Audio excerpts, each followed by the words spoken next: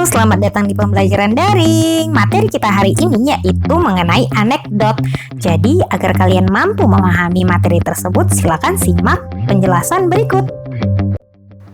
Jadi, hal yang harus kita pahami yang pertama itu adalah mengenai pengertian dari teks anekdot.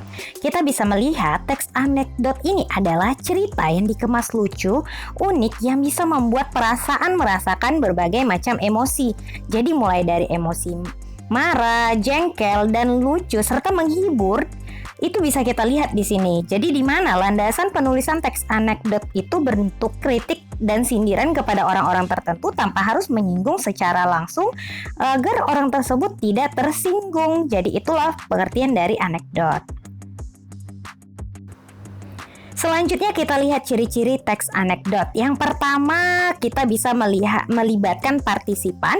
Yang kedua, memuat unsur-unsur lucu dari anekdot tersebut. Kemudian yang ketiga, bentuk dari sindiran. Kemudian yang keempat, mengandung konjungsi.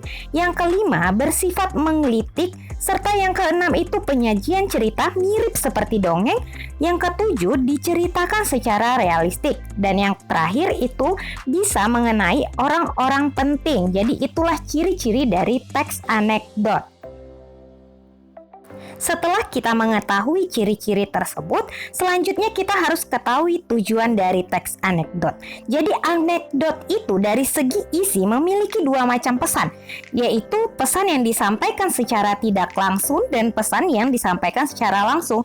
Nah, untuk tujuannya itu sendiri ada beberapa sebagai berikut. Yang pertama, kita bisa bertujuan membangkitkan tawa bagi pembaca. Jadi anekdot itu seperti lucu-lucuan saja.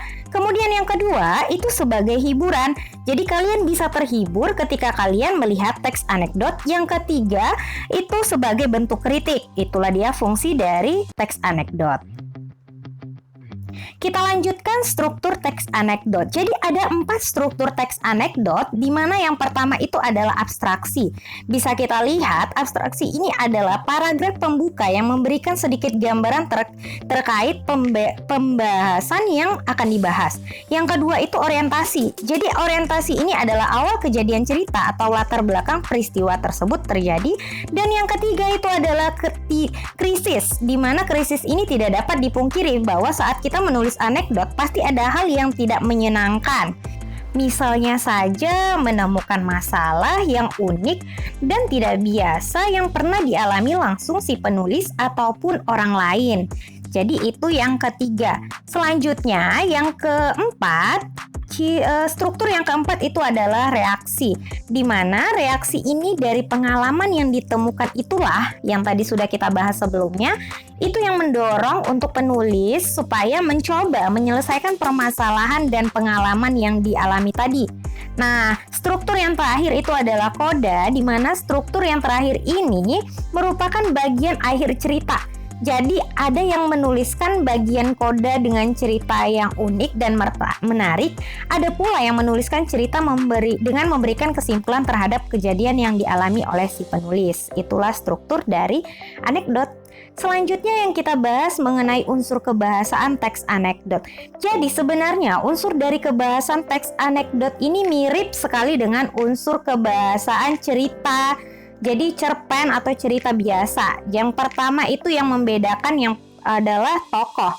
Jadi tokoh ini bedanya tokoh pada teks anekdot adalah melibatkan partisipan yang bersifat faktual dan bukan tokoh fiksi yang diciptakan oleh penulis. Jadi umumnya partisipan adalah seorang tokoh yang memiliki nama cukup populer. Kemudian yang kedua itu dari segi alur. Jalan cerita yang dikemas dalam serangkaian cerita disebut dengan alur. Sehingga untuk penulisan cerpen atau novel, alur dapat diciptakan berdasarkan imajinasi penulis. Tapi pada teks anekdot, alur itu harus benar-benar terjadi dan tidak bersifat imajinatif. Kemudian yang terakhir itu adalah yang ketiga, bagian dari latar. Nah, jadi latar ini memuat beberapa bentuk, yaitu bentuk waktu, tempat, dan suasana. Jadi terkait pemilihan latar, khusus pada teks anekdot ini wajib bersifat faktual, sesuai dengan yang terjadi dalam kehidupan nyata. Jadi tidak lagi imajinatif, begitu ya. Nah, baik, selanjutnya yang kita bahas itu mengenai kaidah teks anekdot. Jadi kaidah teks anekdot itu ada beberapa. Yang pertama, teks anekdot ini menunjukkan waktu lampau, sehingga kaidah yang paling menonjol menunjukkan waktu lampau ini bisa menunjukkan waktu itu, hari itu, setahun itu, atau bulan lalu. Kemudian menggunakan kata penghubung. Seperti kata yang termuat dalam ciri-ciri, harus ada kata penghubung atau konjungsi. Kemudian menggunakan kata-kata verba, di mana kaidah yang wajib dicatat adalah penulisan kata verba, karena kata verba ini adalah kata kerja yang digunakan ketika kita menggunakan teks anekdot tersebut. Nah, kita lanjutkan kaidah teks anekdot yang berikutnya itu ada ditulis secara kronologis. Jadi mengingat teks anekdot adalah hiburan yang bersifat faktual, maka unsur waktu dan kronologi itu kaidah yang tidak boleh terabaikan.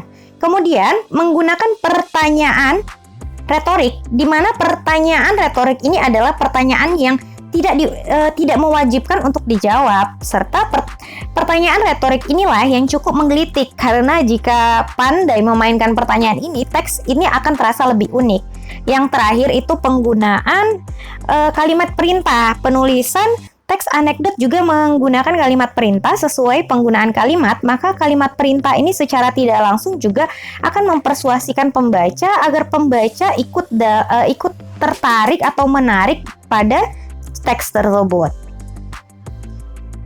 Selanjutnya itu adalah contoh dari teks anekdot. Kita lihat ya. Ceritanya ini mengenai pesan di online shop. Siang Mbak, saya mau pesan boleh? Oh ya, tentu boleh dong Mas. Silakan, mau pesan apa? Dan berapa jumlahnya? Oh, maksud saya bukan mau pesan barang Mbak. Kok gitu? Terus mau pesan apa Mas? Jadi cuman mau pesan sama Mbak. Jangan lupa makan, jaga kesehatan, dan ingat sholat 5 waktu ya. Nah, dari contoh tersebut, kalian bisa lihat adakah hal menarik atau hal lucu dari teks tersebut, atau kira-kira ada nggak sih hal yang mengganjal ketika kalian melihat contoh tersebut? Nah, itu tadi penjelasan kita mengenai teks anekdot. Selanjutnya saya masuk ke bagian tugas.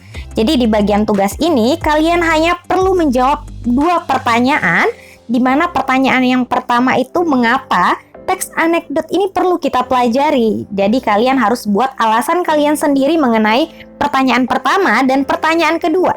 Bagaimana tanggapan kamu terhadap teks anekdot yang bersifat menyindir? Nah, jadi anekdot itu memang ada yang bersifat menyindir. Jadi kalian harus buat tanggapan mengenai hal tersebut. Baik, itu saja materi kita hari ini. Terima kasih sudah mendengarkan saya dan terima kasih sudah memahami materi hari ini. Sampai ketemu di materi-materi berikutnya. See you, bye-bye.